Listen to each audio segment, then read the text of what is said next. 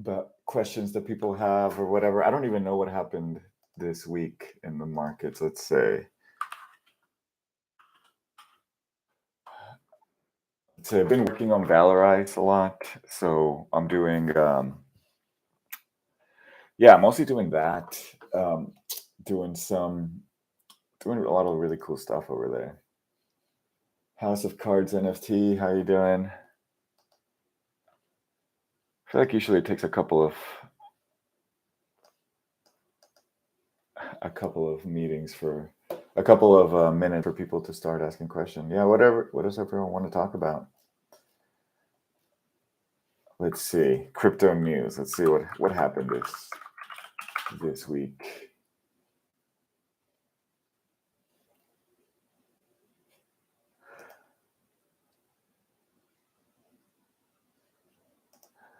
Markets went down, markets went up. Boring, boring, boring. Is anyone working on something interesting?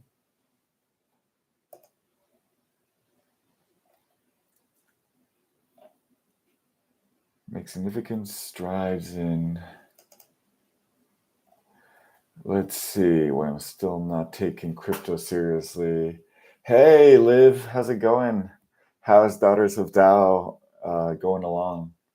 Um, so Liv was one of our recent clients for Valorize. We helped her launch her own token for a community that she's building called Daughters of Dao. That it's what. So what's the mission? What's the mission of Daughters of Dao?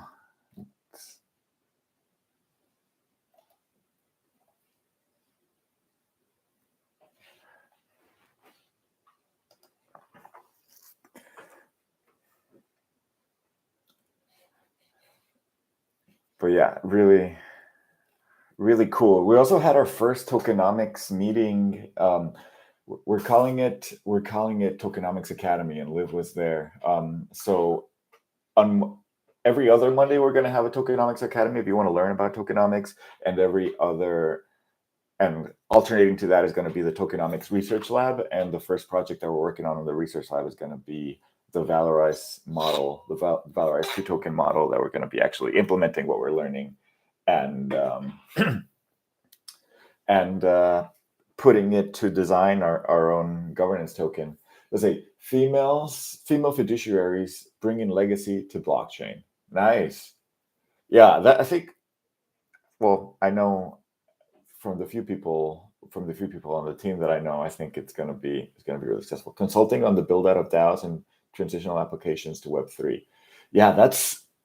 I feel like I've heard that happening. Like, there's a couple of people that I know that are in that space of bringing traditional finance or traditional companies into Web3. I think that's going to be huge, right? Like it's kind of how like web developers, um, yeah, like everyone was needing like a digital strategy at some point. Now it's going to be like a Web3 strategy that people are going to have to come up with.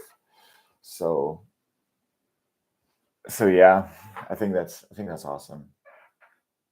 Let's see. I always hear people staking coins and making insane APY with crypto, like the Cosmos ecosystem. Does that actually happen? Is it a sustainable way to earn passive income? See, APY in crypto, it's very hit and miss. Usually, what they don't tell you is that APY is paid in a coin that is not.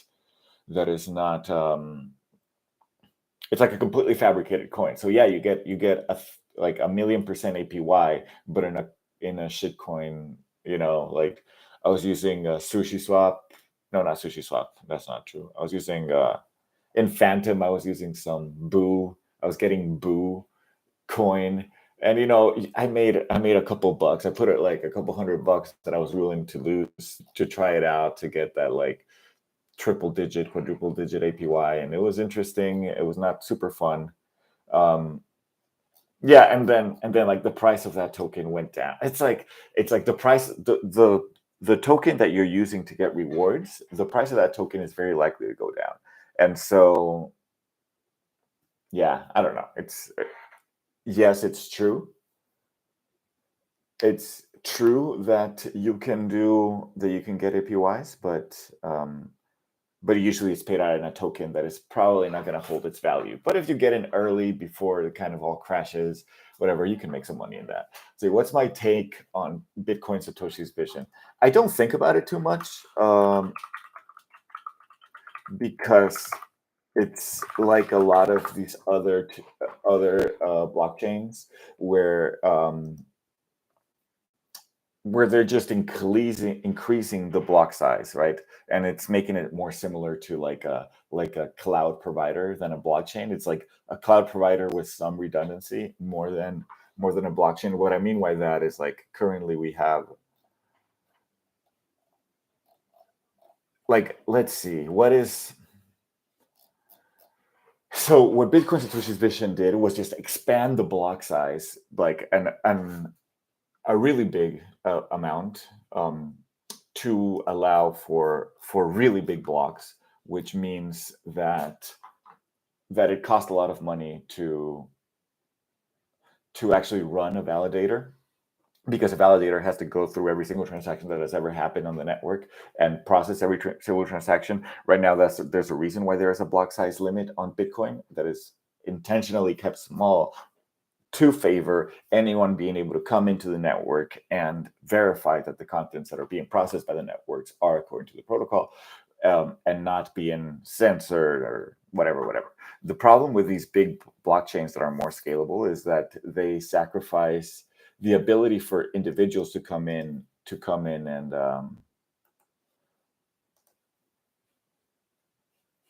sacrifice the ability for individuals to come in and secure the network. So it becomes more of a cloud provider. The thing is, you're going to have like very specific hardware requirements to become a validator. A validator is different than becoming a miner. So you're going to have to satisfy some very specific hardware requirements to become a validator. And then it's basically going to be like a very it's because it takes so much hardware to become a validator. It's going to mean that mean that fewer validators are going to be able to come into the network. It's the same thing, the same problem that I have with things like ICP, which is, you're going to have to, like, kind of apply to become a validator because it's going to be so computationally expensive. And what's going to end up happening, which is, I mean, you already see it happening with Ethereum, that a lot of people are going to move that for it to happen on AWS. Now, because AWS is Amazon Web Services, so that means that it's going to be like the AWS has the ability to censor transactions, and it's going to basically be beholden by US jurisdiction to censor some transactions that are not legal to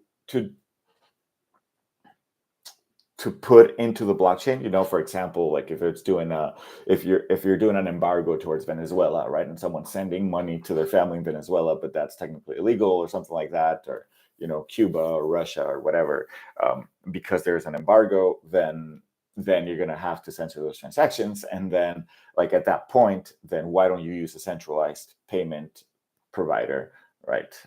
Because it's going to be cheaper. I mean, it's not going to extract as much rent, but yeah, it's just that's the impression that I got. I think Bitcoin Satoshi's vision has a massive block size. Let's look it up. Do I like GMM? I have no idea what GMM is.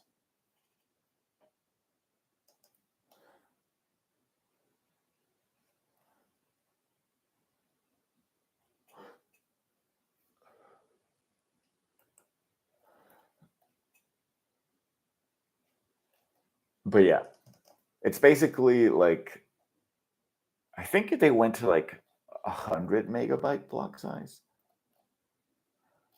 But yeah, I don't know. There's a reason why Bitcoin purposefully decided to keep the block size low. There's a reason why Ethereum decides to keep the block size low, and there's the reason why Ethereum is congested, because you don't want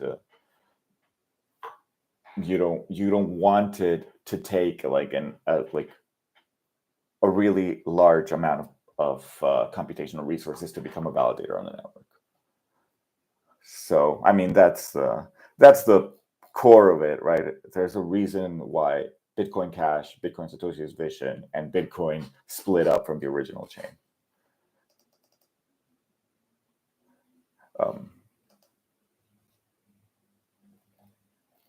Yeah, look into the block size debates. That's where Bitcoin Satoshi's vision was originally formulated and created, and like that's where you get like the entire history of that thing.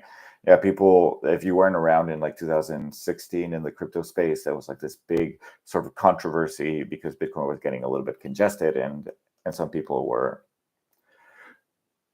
advocating for increasing the size of the block space, and that basically split Bitcoin into three different communities: Bitcoin, Bitcoin Cash, and Bitcoin Satoshi's vision. Bitcoin and Bitcoin Cash mostly. Bitcoin Satoshi's vision kind of like not a lot of people took seriously. But I mean, there are some people that like it. I'm not a big fan. I think in the end, it's gonna kind of all reconverge back into a couple of chains that are giving you the that are able to actually provide the guarantees. The thing is that like blockchains haven't really been put to the test, like to the real test of blockchains haven't been put to the real test of seeing whether like they are resistant to a hostile takeover by a governmental entity, and that's the real test that blockchains are going to have to go through, or like not a hostile takeover, but just what happens when a government tries to enforce sanctions or embargoes or whatever on a blockchain. Like that's going to be the real test. See which blockchains are decentralized and which aren't. Craig Wright, at the helm of BSV, claims to be Satoshi himself. He could, he claims to have lost the private keys, which is, it's possible, but basically doesn't matter. Satoshi doesn't matter, and that's a big thing about crypto. GMM is a 3D metaverse. Cool. I am skeptical about the metaverse. I want to like it. I want to believe in it. But as I've told others, like every time that I've gone inside one of these metaverses, I felt like it was a waste of time. I was not able to have conversations with people. It wasn't engaging. It wasn't interesting. Yeah, I don't know. I felt like I was wasting my time there. So until I go to a metaverse and I feel like it's actually a productive use of my time, I don't, or a productive quote unquote, like at least enjoyable or something. It's not even like a video game. So yeah, like honestly, I'm kind of holding off my thoughts until that happens. However, I'm very open to it and I want it to work. So maybe partially what we can do is create the type of experiences in the metaverse that I'm going to find value in. Like for example, a lot of meetings that we do at Valorize are over Discord, and it might be better to have like a 3D avatar actually participating in the meetings. That might be an interesting thing to do, but yeah, until that happens, yeah, I'm kind of holding judgment on that. What do I think of Trias, a one-layer blockchain? You've talked to me about this, Marco. I haven't looked into it. It's the truth. Trias.1. I've read some of the big overview. My criticism of alternative layer ones is that you need to build an ecosystem. You need to build right. It's not just about having better tech. It's about building an entire ecosystem for you to be able for developers to be able to come in and actually use your infrastructure. And so until that ecosystem is developed, I think it's quite it's quite a hard sell. But yeah, but I haven't looked into it.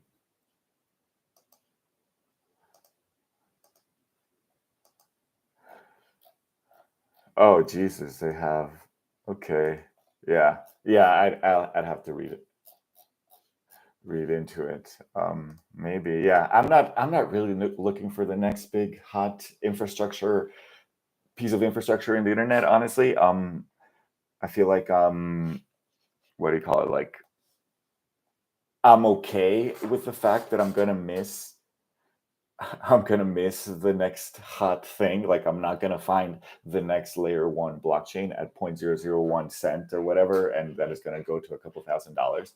Like, and I guess that's just how the world works. Like I'm not looking for it, so I'm probably not gonna find it. I mean, if that's what you're interested in, and finding the next low cap gem that is gonna 100x, you can spend a lot of energy kind of reading white papers and believing it. Like when I found Ethereum when it was a white paper, I it was like, okay, this is a 10x improvement on Bitcoin. This is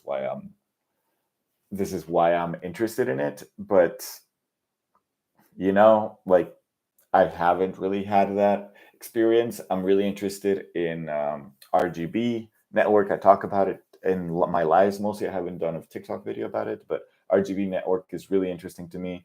And it's like a smart contract layer on Bitcoin itself. I think Phonon DAO is really interesting because it's basically using hardware to sign private key transactions on a network, which means that you you can basically transfer cryptocurrencies as though they're cash because the private key is embedded in the hardware. So I'm really interested in that. And those are the kind of the only two sort of nascent projects that I'm sort of keeping an eye on. Like I'm not really looking for other layer ones. I mean, it's like if it blows up and it becomes useful and it becomes like a reasonable infrastructure for me to build on top of, then I will just move to it. I'll learn how to program in whatever paradigm they're programming in. And like, yeah, it might take me a couple of like, months to get it, but it's like at that point, I'm gonna know that it's the right thing to spend my time and energy learning how to develop. Like I'm not going to learn and develop in this like new paradigm in this blockchain that no one's using yet for the possibility that it might be something in 5 years. Like I'll just wait the 5 years, and if it is something, I'll learn it then and it'll be fine.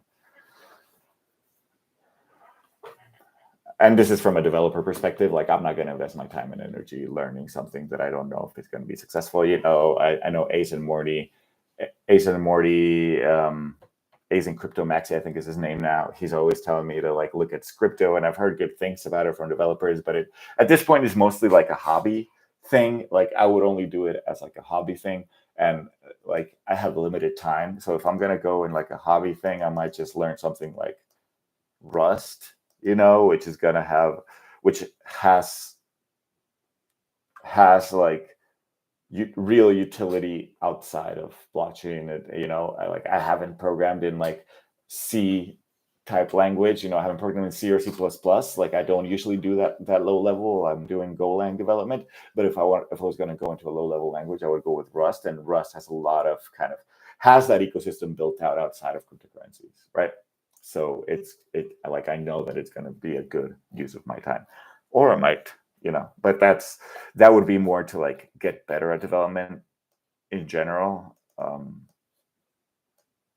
So yeah, I'm not gonna learn Scripto or whatever it is that Trias.1 uses. Maybe it just uses an EVM compatible. If it uses an EVM compatible chain, then like it's a much easier sell for me.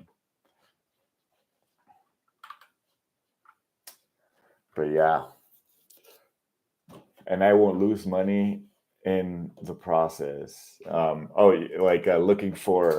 Looking for the next low cap gem or whatever. Yeah, I feel like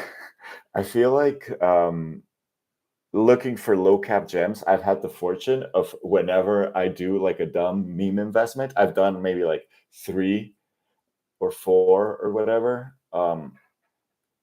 Like low cap meme investments, and it hasn't panned out. So I feel like I never got that dopamine hit of like oh my god, like if I invest in meme coins, I'm gonna become a millionaire, find the next, like kind of like how a gambling addict usually gets. You need to win in the beginning for you to like have that kind of cognitive dissonance in your head of like, oh, it's possible to make a lot of money gambling, right? And so I never got that. Every time I invested in like a meme coin that I thought might do good because it's a good meme, it ended up like being like a loss, a net loss. And so and I've done it like maybe like 3 times or something, but it's been a loss every time. So it's like, okay, I'm not gonna like, it didn't give me that dopamine hit, so I'm like, I'm not gonna be putting money in that type of stuff. But yeah, it is right. I can't get addicted if I never win. So it's a blessing in disguise that I've lost money. Rust is better than Solidity, but neither are asset oriented. True. Rust versus Solidity. Rust has more application outside of the cryptocurrency space, and it's generally like a, it's a well established language for things, that you can use for infrastructure. I think Solidity, because of the Ethereum virtual machine, Solidity has a lot of interesting features that are that are built for a, a development environment where you're moving around when you're moving around like currency and stuff like that. But like Ace and Cryptomaxi says, it's not asset oriented, meaning that like a token on an Ethereum virtual machine network is like a computer program, and so it holds its own storage. So instead of like having your account and seeing like the list of balances that like you have on all the tokens that exist in the network, which is what you would expect kind of intuitively, right? That every single like that you have an account and it's like your wallet, so you would expect things to be stored inside your wallet, right? Because that's kind of the knowledge, like the conceptual like metaphor that we use, a wallet.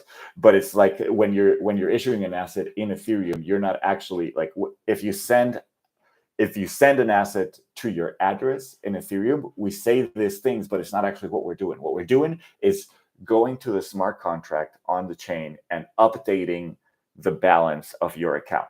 And so it's like you can just write any account. So it's not like you're actually sending, you're just updating the balance in this database that you're doing. Right. And so it's like a computer program with its own data structure. So that means that like your account technically has no knowledge that something was sent to it because nothing was sent to it. Right. That's not how this thing works. There is you can think of it as like an ERC20 token or a NFT token is a spreadsheet on the Ethereum virtual machine on Ethereum, and someone is just updating the balance of your account in their spreadsheet. But they can put your account no matter, you can't say, hey, don't put my account in that spreadsheet. Really, like that's not really something that you can say, because it's just someone putting it on their spreadsheet.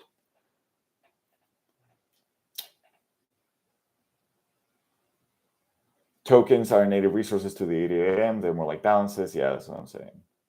Hence the approval function. Yeah, the approval function is also like a tricky one, because you basically give the right to someone else to spend the balances that are allotted, that are allowed to you, which can be problematic because sometimes you approve like the entirety of your balance. Yeah, so and that's true. The Ethereum, like the native Ethereum token on the Ethereum network, works fundamentally different than the ERC20 tokens, because it's not a smart contract. It's actually something a little more native to the platform. That being said, it's a good system. I mean, it's the system that it works. A lot of things in computer science, we go through a lot of loops to make them more intuitive, to make it seem more intuitive, like things work in the real world, right? Like, we do this all the time. We approximate things in the real world. But yeah, and I know that Ace and Cryptomaxi is going to get mad at me. No, he doesn't get mad at me, but he would say that, like, that's why Scripto and like whatever. What's the chain? I forgot. Oh man, that's so bad. He's gonna drop it in the comments right now. The Scripto programming language is built for Radix. There you go, Radix. Radix change, Radix chain, which is still in beta, still a few years away. If it's going to be good, like, see, I'm that's what I was saying earlier, is that I'm not super interested in chains that might be good in 5 years. Like, if in 5 years that chain actually proves to be the next, the next infrastructure in which the applications that I'm interested in building make sense to build, then I'll just learn the programming language. Then I'm not going to just learn it, to hedge my bets now. But I'm open to it. But anyway, like in Scripto, it's like coins work more like objects in the real world, right? Like if you say, like, I'm going to send you a balance, you actually like have an asset that you give to that account, and then your account actually works more like a wallet, where it's like you can see how many assets are actually being stored in your account balance. In Solidity, in Ethereum world, you in order to find out what balances you have of ERC20 tokens, you have to basically scan the entire blockchain, look at all the ERC20 contracts, and pull each one of them to ask them, hey, how much balance does this address have? And there's programs to do this automatically for you. But you can say, give me all the assets that this wallet has. That doesn't exist in the Ethereum world. What exists is, hey, USDC, how much balance does this wallet have? Hey, ApeCoin, how much balance does this address have? Hey, whatever. And so it's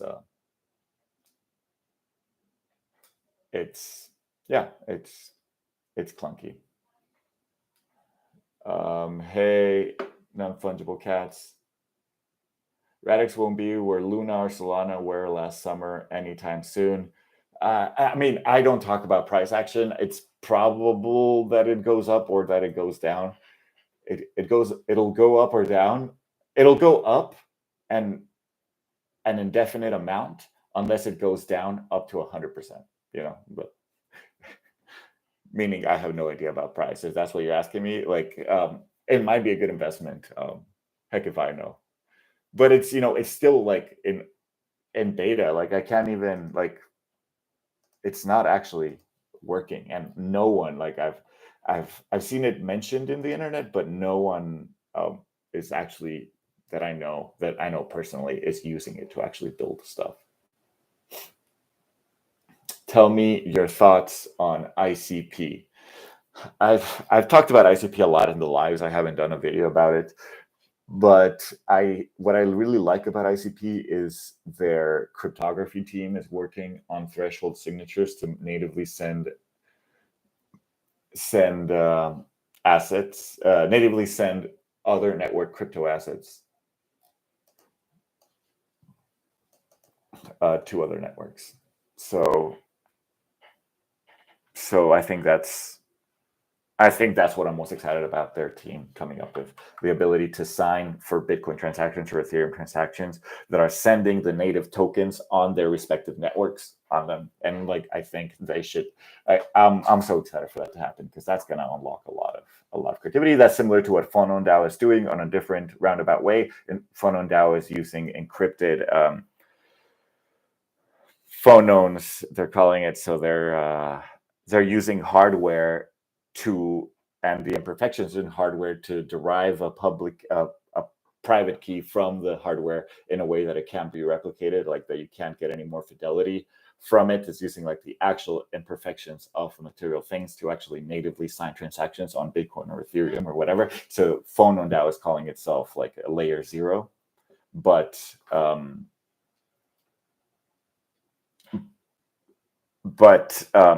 ICP is doing it in kind of like a layer 3 kind of way. So Phonon is doing it on like a base layer type of way, where it's like the hardware, and you're going to be able to transfer Ethereum and Bitcoin natively as cash, in the physical world, without having to sign your transaction and put it online. And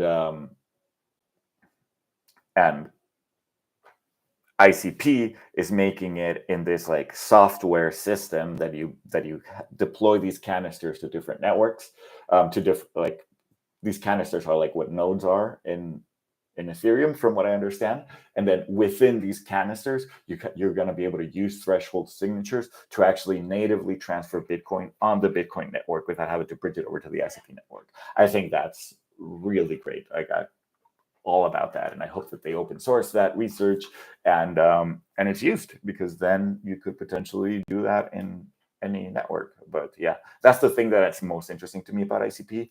Um, the rest, it just seems like a cloud provider that is running on multiple computers. So it's like a cloud provider with some redundancy, and it's the same criticism that I have about Bitcoin Satoshi's vision. It's the criticism that I have about ICP. In terms of like, it hasn't been put to the test. What happens when there's an embargo and someone says, "Hey, this is illegal to run"? I don't know. I don't even fully trust that Ethereum is going to be able to say, "Hey, every transaction that is going to Venezuela is blocked from the network." You know, I'm even skeptical with Ethereum. Bitcoin, I'm pretty sure that they can do it. I always come back to this point, and this live stream is probably super repetitive, but yeah.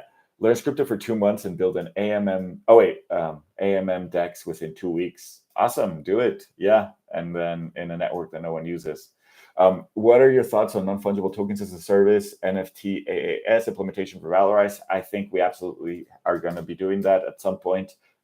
We need to put it in the roadmap. People haven't been asking for it, and that is an even more crowded market than the ERC20 tokens as a service, I would say. But I think absolutely we're gonna at some point do it. The vision that I have for Valorize is that it's gonna be like your Squarespace for tokens. So you're going to be able to say whether it's going to be fungible, non-fungible. It's going to have a market maker built in or not. It's going to have like a minting function, and you're going to be able to tweak it in a way that is very intuitive for people. And the very intuitive for people part is actually the hardest problem. It's not the technical implementation of it. But if you're trying to launch, if anyone is trying to launch their own token, ERC20 token, governance token on Ethereum, definitely go to Valorize that app and sign up. We're opening up to a wider beta pretty soon, but we're open to beta already. ICP is more like a decentralized cloud than a distributed ledger. I don't know exactly what they're. Honestly, I haven't done a deep research into ICP. I've done a little bit of research, but I don't know what the infrastructure is actually looking like under the hoods. It was a shower thought. Need to figure out some details that we have a green light. Non-fungible cats NFT DeFi ecosystem will be live on mainnet Q1 2023.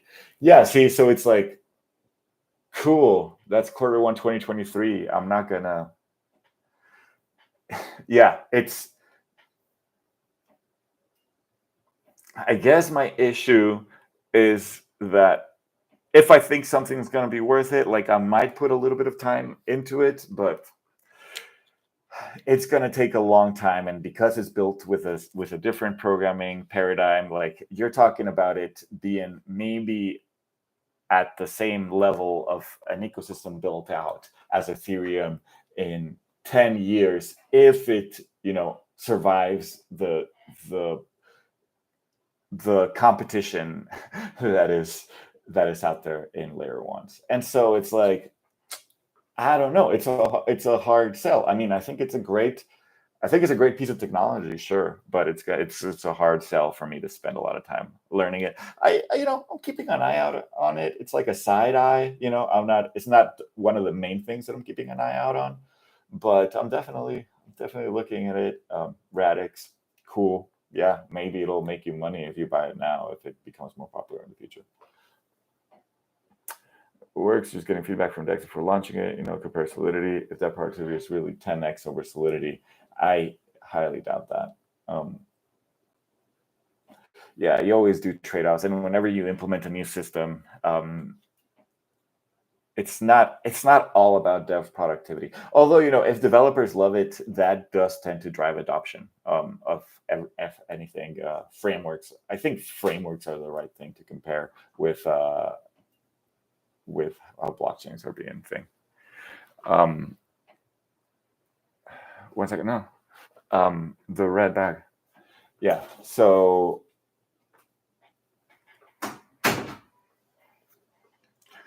yeah, we'll see. We'll see how it goes. Maybe, possibly.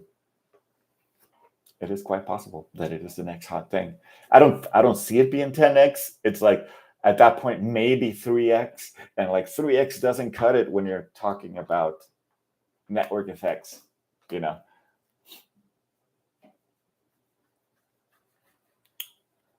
But yeah, interesting stuff. I mean, yeah, there's a lot of innovation happening in this space. So we'll see. We'll see how it plays out. I'm excited about it. Um, yeah, I'm keeping more of an eye out on RGB, like the smart contract platform for Bitcoin. I'm keeping an eye out, and you're gonna love this, Ace and Crypto Maxi. You're gonna love this because I know that like sharding and cross shard communication is like your hot topic, and every application in RGB network is its own sharded database, and so there is no like. It's not even like Ethereum where multiple applications are in one shard. It is literally like every application on RGB network is its own sharded like database. So I don't know how cross application communication is happening in that sense. But I was looking a little bit more into it. Like it's so heady, the RGB implementation. Like there is nothing kind of like even me as a slightly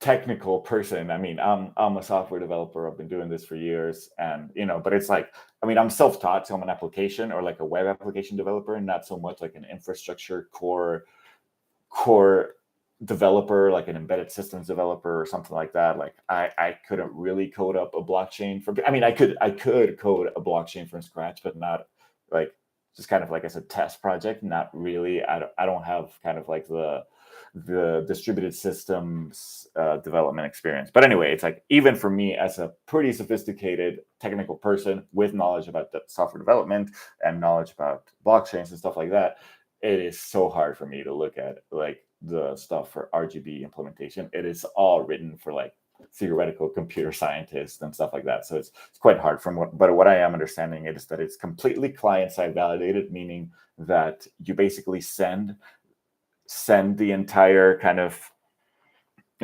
state transfer function to each person, and each person has to validate the entire state transfer function from them. So you send them the current state and the state transfer function whenever you create a transaction, and each interested party runs the entire computation to verify it, which is completely different than something like most general purpose blockchains are doing, in which the entire blockchain is validating the entire logic. In the RGB protocol for Bitcoin, it's only the interested parties are actually like validating the entire transaction set. So meaning if I send a balance to you, you would have to basically receive all the information of the smart contract and validate it on your machine, and then basically use bulletproofs, which is a form of zero knowledge proofs, to settle that information back on the chain. But that computation is happening on your computer as opposed to it happening on the blockchain, which is yeah, like I think that's a really interesting scaling model, and it's like I'm very interested in it. So yeah, so but you're only sending the interested application. Um, you're only you're only sending to the interested party the computation of that thing. So for example, like right now, to validate a transaction on Ethereum, you have to send the entire state transition function of the entire blockchain, even though the transaction only really concerns one smart contract updating a balance from one thing to another. In the RBG protocol, it's a partial replicated state machine. So you only send the interested computation to the interested party, Like you only send the relevant computation, the relevant state transition function to the interested party, and with the protocol that they must use to follow the computation, and then they only verify the relevant computation, so they don't have to verify the entire state of the function, right? Ethereum is a giant state machine where you give it some inputs and give some outputs out according to the state transition function, and smart contracts are just kind of modifications to the state transition function, but it is fully replicated across every single node. This is partially replicated and is having every single party validate on the client side of the interested computation, and only committing the proof, the relevant proof to the Bitcoin system. Yeah. So yes, it is called RGB. It stands for. So it used to be an implementation of colored coins. That's how it started back in the day. Colored coins, which is basically like NFTs for Bitcoin. But it stands for RGB, which is red, green, blue, but it's really really good Bitcoin. It's also like what people are calling it. Yeah, and unrelated transactions happen in parallel. Yes, that's right, because you're only sending like a partially replicated state transition function to the relevant parties. You're only sending a relevant computation to relevant parties. I think it's like this. It's a completely different paradigm than every other thing, and it's built on Bitcoin.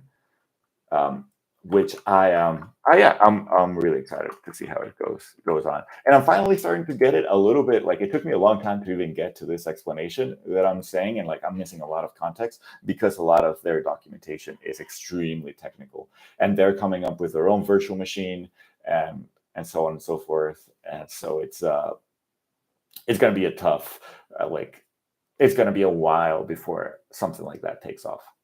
But to me, it makes a lot of sense, and it makes a lot of sense. And once the most decentralized system has the ability to do general purpose computation, I think that's going to be a really interesting world. And I have sort of first principle reasons to believe that that's kind of the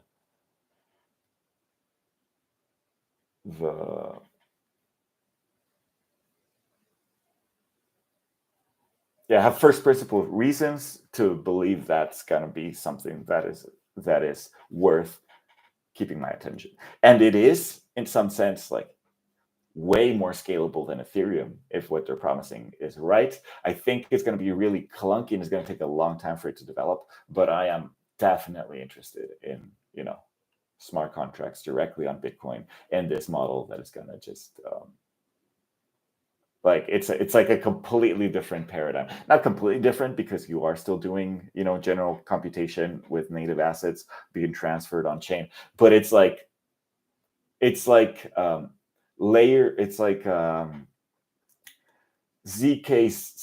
syncs.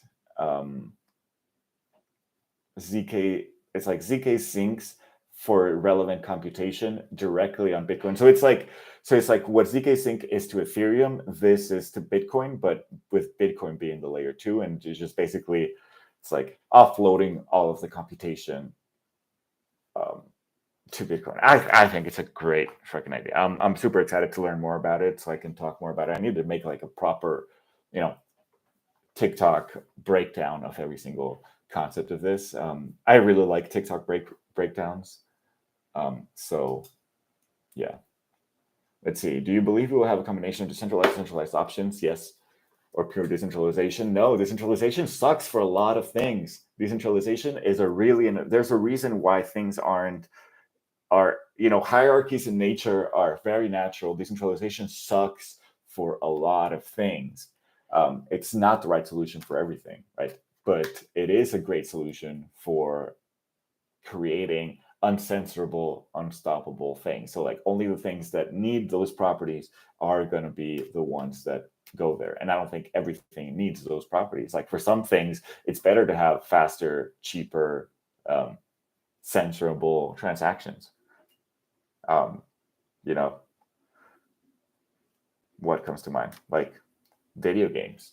It's like, I don't think it's like completely necessary to have a video game running on a blockchain. I think that's like why why would you do that? I mean, but like buying and selling assets in a video game, you just put the transaction on chain, right? But why are you going to replicate your video game servers across an entire network of nodes? It's just going to be very inefficient. It's going to be slow, and yeah, it's not. I don't see the point of it. It's a newer DLT as opposed to blockchain and DAGs, Cerebrus architecture. What is? You should do these breakdowns and talk about decentralization more in your content. YouTube might be better. Yeah, I've been thinking about YouTube, and it's just like I'm way more likely to make TikTok content, and it's the one with the least friction for me, you know. But yeah, I'm trying to think how to do this better because I feel like I need help with my content, but it's not at the point where I'm making money with it. I've made like $80 through TikTok, which is great. I mean, it's $80 that like I never thought that I would make. But yeah, I'm trying to think what is the best way to go about making content so I can like leverage it. I started this kind of like automation process. I want to make higher quality content. I do. I just really need to like focus on things. Watch my pinned video and let me know if you agree. I'll do that. I think I may have had a revelation about the community. Yes, let's talk. Angel, I'm so excited. Callie Witty, what's up? What's up? Long time no see. I haven't. No, I'm just kidding. I saw you. I see you. I see you around TikTok. It's so funny. It's like most of the people that I know on TikTok are people that make content, but there's a few. There's a few that I just know from like hanging out and streams and leaving comments and stuff like that. Ace and Crypto is like a great example of it, but now he's finally started making content. Really smart dude, that's just like killing it. Really passionate about atomicity across shards. That's like his passion. It's so funny. I don't think it's like that important.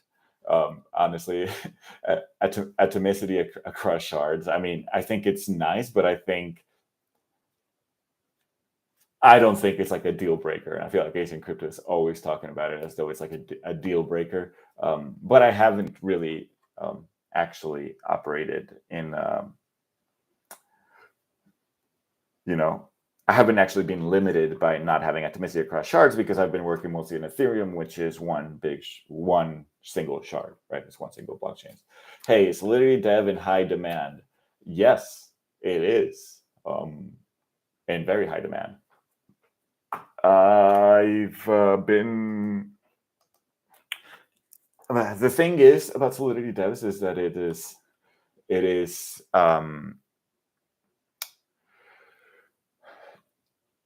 okay. So if you're a starting Solidity developer, most of the jobs that you're going to be getting are gigs because people don't really want to like things like DeFi protocols and stuff like that. They're not really going to be looking for new developers. They're looking like high level, mid level, senior level Solidity developers are like the hottest market right now. If you are a mid to senior Solidity developer, that is like, yeah, you are the hottest shit. If you are an entry level developer, then I don't think it's going to be as straightforward to find a job as a if you're mid or senior level.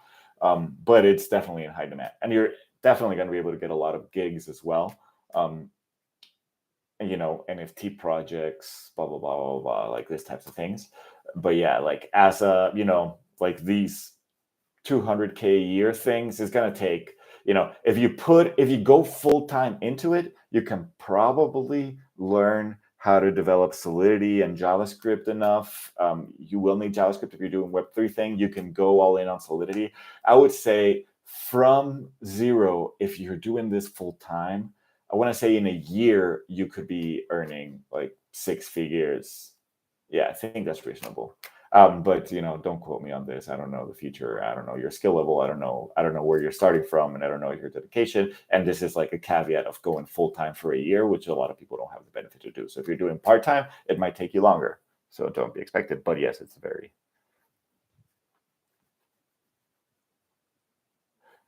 Experienced Solidity devs are hard to find. I wouldn't start learning it now. I disagree. I disagree. I think Solidity devs are going to be in very high demand for the foreseeable future. Like, I do not see that changing whatsoever, right? There's so many companies right now getting so much funding and making a bunch of money that are looking for talented people that are doing this. But yeah, so it's like, I think it's a very safe thing to invest your energy and resources in becoming an expert in, right? Because you can provide a lot of value as a Solidity developer. About 18 months to master it. I mean, no, to master it, it's going to take you years. Like, but it's like everything, it's like, yeah, mastering something is a hard term. Like, what does it mean to master something? Because, like, to be competent, I think, 8 months to a year, you can be doing it. But yeah, mastering it is going to take you like several years, because, like, to master it, you're going to have to get into the EVM internals. You're going to have to get into, like, the assembly code. You're going to have to get into optimizations and a lot of, you basically are going to have to be getting into the weeds of how Ethereum actually works quite a bit. And that's just, it's tough. The reasons why there are still so few experienced Solidity devs still exist, too ambiguous. It's because it's new. It's funny, like, did you know that I forget the statistic that Robert Martin was saying, but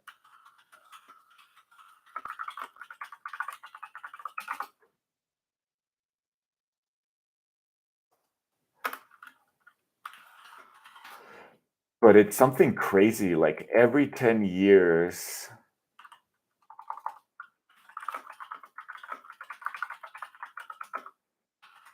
for the past, like, 50 years, the rate of new developers, every 5 years. So check this out. The rate of new developers has been doubling on average every 5 years since the 70s. Okay. And there's a great blog article in the Clean Code blog, Robert Martin. So the rate of new developers are doubling every 5 years. So what does that mean? That if you have been developing software for 5 years, you have more experience than half of the entire industry, right? If the rate of new developers are doubling every 5 years, right? So if you stick it out for 5 years, you are in the top 50th percentile in terms of experience, right? And that has been true for a long time. What that means is that, like, the entire market is often flooded with new developers, but people that are able to stick it out and work for a few years are able, like, you are in really high demand. And so that's why the mid-level market is always harder to get, right? Because people are fighting for the mid-level engineers, not the new engineers. Like, new engineers are honestly like a drain in companies' resources, and oftentimes a net drain for years, right? It's like, people have to spend time coaching you, fixing your mistakes, blah blah blah blah blah. It's tough. And so if you are becoming a developer, it's like a career change, right? It's a 5-year process, but, like, once you get in, then you quickly become really high demand thing. And so yeah, and right now there are very few Solidity developers, and so I think in the same vein, in 5 years there's going to be twice as many.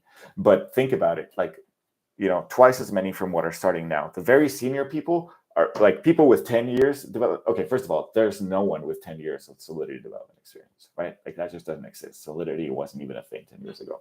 So, like, if you've been developing Solidity for 5 years, you are top 99 percentile of things, right? And so right now there's a huge flood of new Solidity developers coming, and so And so them in 5 years, or you, right, if you're starting right now, you in 5 years are gonna be like the hot shit, right? And that's the whole point. So yeah.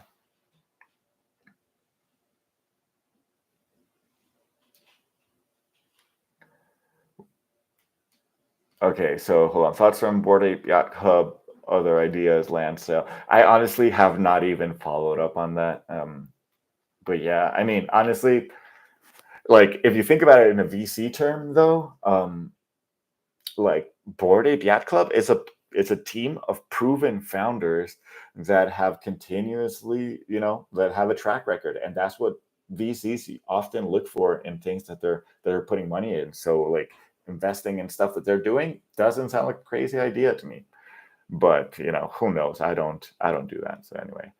So let's see. Way too much time is spent making sure it's secure, in my opinion. DeFi engine will be here soon. It's like developing a game without a gaming engine right now.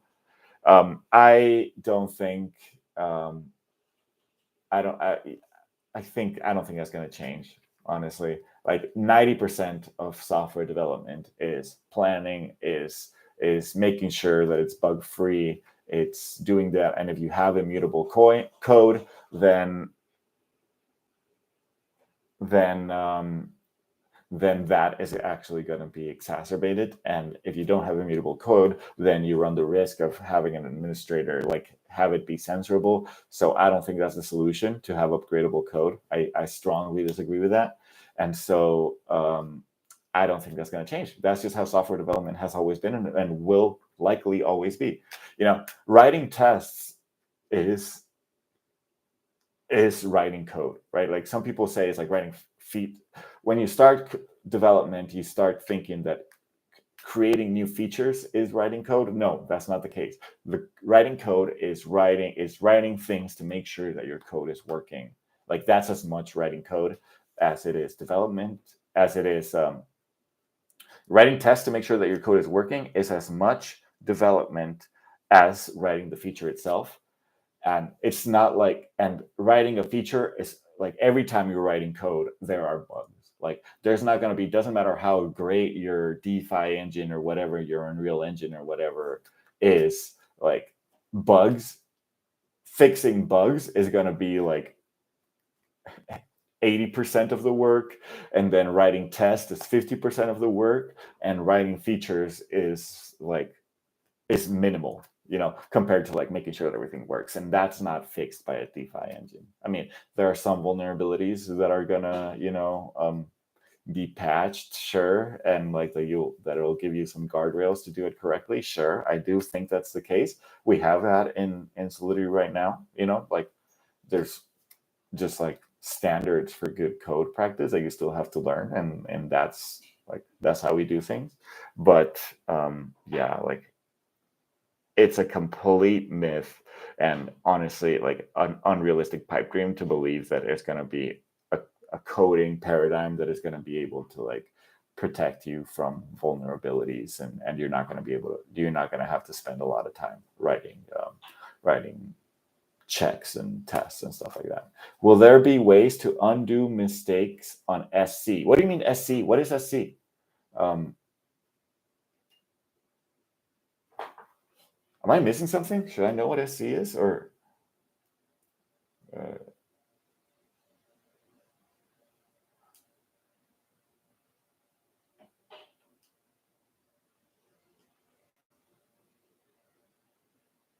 because I want smart contracts. Oh. Is there a way to? Okay, it looks like you're having a conversation. Okay, yeah. Are there ways to undo mistakes on smart contracts? That's a really good question, and that is it. No, there's a possibility for reducing known vulnerabilities ahead of time, and then you can create upgradable smart contracts, but that requires an administrator to actually come in and um, and have the right to upgrade the smart contract, which means that it gives the right to an administrator to come in and censor the smart contract that you've upgraded. Um,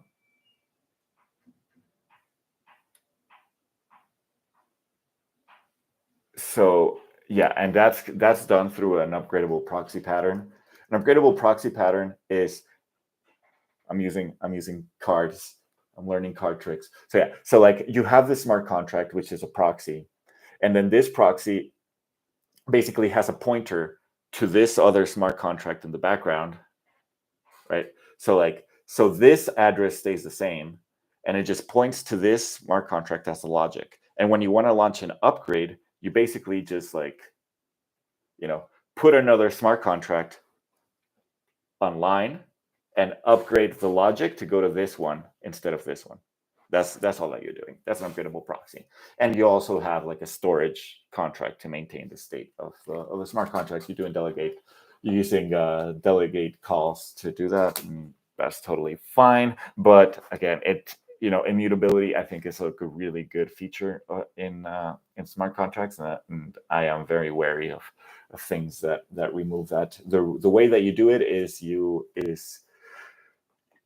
scan for known vulnerability within it. And yeah,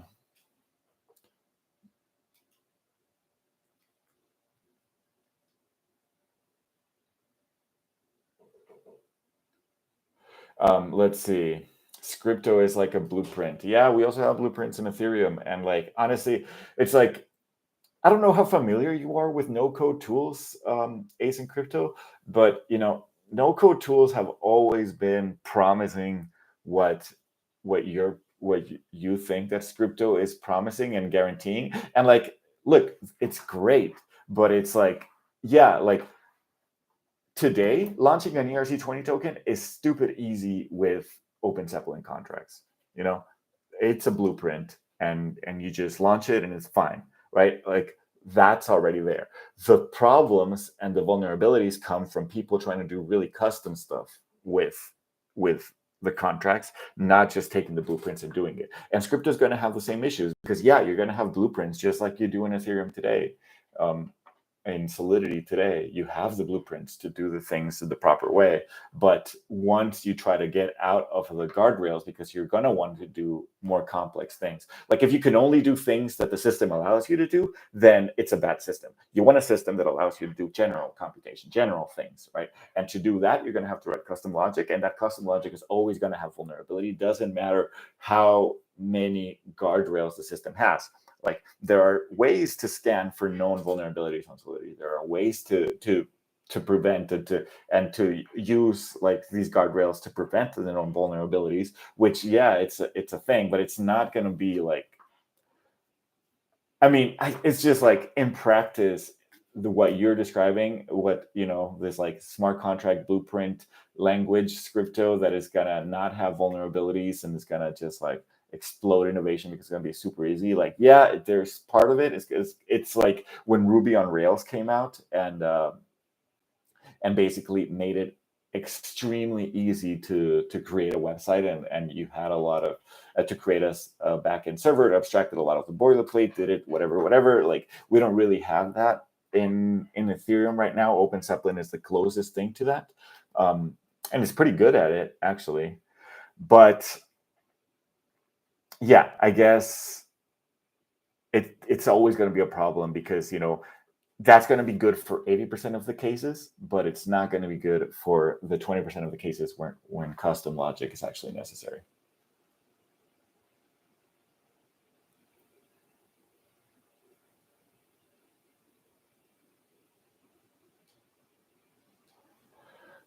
Yeah, human factors like being given bad specifications. Yeah, it's tough. But yeah, all right. I think I'm gonna head out, friends. Thank you so much for stopping by. I honestly I love this stream things. Um, yeah. This is great. I think it was a good conversation. I feel like I touch on a lot of the same points a lot of the times, but yeah, I guess it's the stuff that I know about, and so yeah. I hope that everyone had a good time. Remember to stay nerdy, friends, and don't let the wanderlust die out. I do it every Friday at this time. But yeah, I probably should do it more often. I got a lot of things that I should do more of. Trying to keep a balance. But yeah, thank you so much for stopping by. Stay nerdy, keep dreaming, and keep doing cool stuff. All right, talk to y'all in the next one.